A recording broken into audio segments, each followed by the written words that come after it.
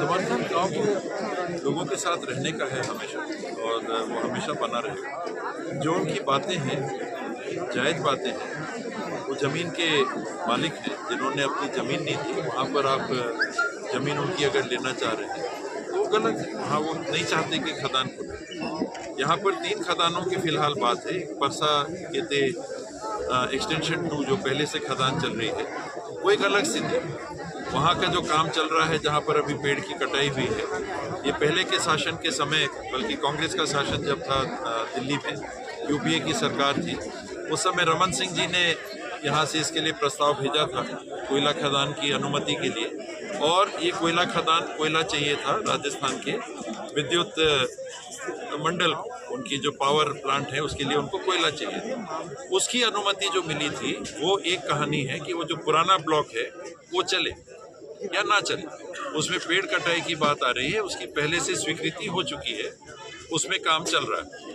2 नए खदान जो बाद में दिए गए हैं उसका बड़ा विरोध कुछ गांव से हो रहा है। लगभग मेरी जानकारी में 100% गांव के लोग उसमें सहमत नहीं हैं, खास करके फतेहपुर इत्यादि। यहाँ गाँव वालों से और मैंने कहा कि आपका अलग से हम राय ले लेंगे, गुप्त राय ले लेंगे, मतदान करा देंगे कि आप चाहते हो कि नहीं चाहते हो जमीन जाना, और उस हिसाब से हम लोग को भी पता चलेगा। क्योंकि कुछ लोग मिले जो कह रहे थे कि हम जमीन देना चाहते हैं, खदान हम खोलना चाहते हैं। लोगों की राय के अनुसार अगर 90% लोग एक राय के हैं, वो सरकार को बात माननी चाहिए।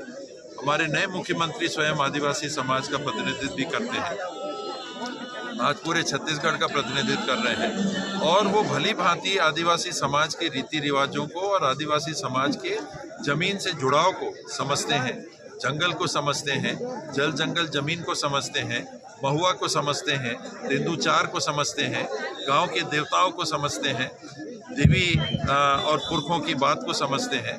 जरूर संवेदनशीलता से जो नए खदान खुलने हैं, जिसके लिए प्रस्ताव विधानसभा में, जिसमें भारतीय जनता पार्टी के भी सदस्य थे, सर्वसम्मति से पास करके दिल्ली भेजा गया था, ये नया खदानों को ना खोला जाए। तो पुरानी खदान की बात अलग है, ये नए 2 खदानों के लिए भी मैं जरूर मुख्यमंत्री जी से बात करूंगा कि आप इसमें माननीय मुख्यमंत्री जी पहल करें। आदिवासी बहुल इलाका भी है, आप मेरे से ज़्यादा शायद समझेंगे कि आदिवासी समाज के बासिंदों का, लोगों का, नागरिकों का जमीन से क्या जुड़ाव है, जल जंगल जमीन से उनके अस्तित्व का क्या संबंध है, और दोनों नए खदानों को खोलने से रोकने की आप पहल करें। सर, ग्रामीणों को कुछ बंधन है, इस प्रकार से अगर आप काम करेंगे, इस प्रकार से अगर प्रशासन काम करेगा, तो आप ये मान के चलिए कि स्थिति बिगड़ती है, बनेगी नहीं। आप लोग यहाँ थे, आपने सुना कि कुछ ग्रामीण रोषित भी हो रहे हैं। अगर आप उनको उकसाओगे तो फिर गलत परिणाम की तरफ बात जा सकती है। मैं हिंसा का साथ कभी नहीं देता, ना दे पाऊंगा, लेकिन आप लोगों को, जिनके पैसे से आप खुद तनख्वाह पाते हो, जिनकी देखभाल के लिए आपको जवाबदारी संविधान ने दी है, उन्हीं का शोषण आप करोगे। कपड़े उनने ठीक से नहीं पहने और उस हालत में आप उनको ले जाओगे। इतनी असंवेदनशीलता का अगर आप परिचय दोगे तो हल कभी नहीं दे सकते। आप दमन कर सकते हो, विद्रोह होता है ऐसे में, और स्थिति बिगड़ती है। तो समझना चाहिए प्रशासन को भी। पढ़े लिखे लोग हैं, कलेक्टर, एसपी अनपढ़ लोग नहीं होते, इनको समझना चाहिए, और अपने अधीनस्थ जो अधिकारी हैं, कर्मचारी हैं, उनको ऐसे आदेश देना चाहिए कि पब्लिक को सर्वमान रखते हुए, आज कोई मुख्यमंत्री बनता है, प्रधानमंत्री बनता है, तो पब्लिक के मत से बनता है, अपने जन्म से नहीं बनता, अपने बूते पे नहीं बनता। पब्लिक आपको मौका देती है, और वही पब्लिक आपको आपकी तनख्वाह देती है। उनके मान सम्मान की रक्षा आप करो और फिर व्यवस्था बनाओ। तो ये बात मैं अवश्य जिला प्रशासन से भी कहूँगा। लास्ट सवाल था, लाखों पेड़ कट गए हैं, पर्यावरण को किस तरह से नुकसान हो रहा होगा?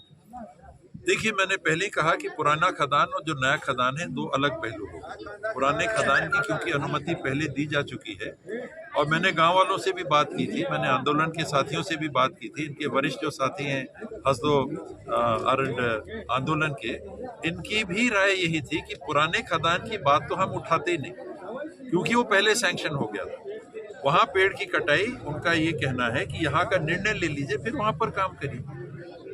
उस खदान पे उनका भी मूल विरोध नहीं है।